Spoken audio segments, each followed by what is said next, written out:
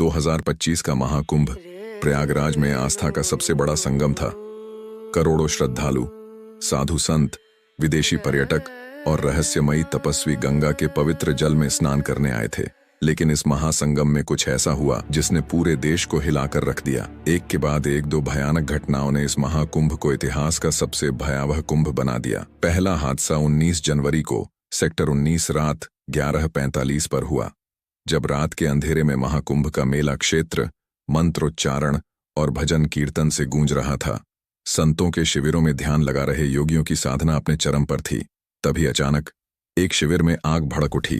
पहले धीमे धीमे, फिर कुछ ही पलों में उसने विकराल रूप ले लिया। यह आग सेक्टर 19 में स्थित गीता प्रेस के शिविर में लगी थी, जहां हजारों श्रद्धालु ठहरे हुए थे।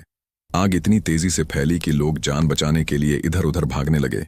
फायर ब्रिगेड और प्रशासन हरकत में आ गए, लेकिन जब तक आग पर काबू पाया गया तब तक 18 से ज्यादा टेंट जलकर राख हो चुके थे।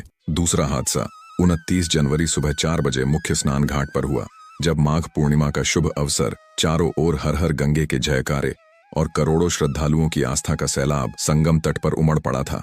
तभी एक अजीब सी अफवाह फैली, गंगा में कोई दिव्य प्रकाश फैला है, जो इसे देखेगा वह मोक्ष पालेगा। ये सुनते ही लोग अनियंत्रित हो गए। हजारों की भीड़ एक साथ आगे बढ़ने लगी। भक्तों का जुनून इतना बढ़ गया कि पुलिस और स्वयंसेवक भी इसे रोक नहीं पाए।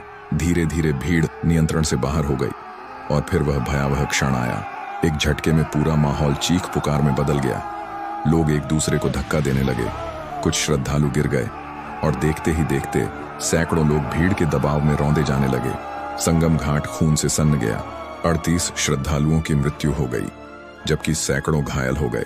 2025 का यह महाकुंभ इतिहास में सबसे भयावह कुंभ बन गया।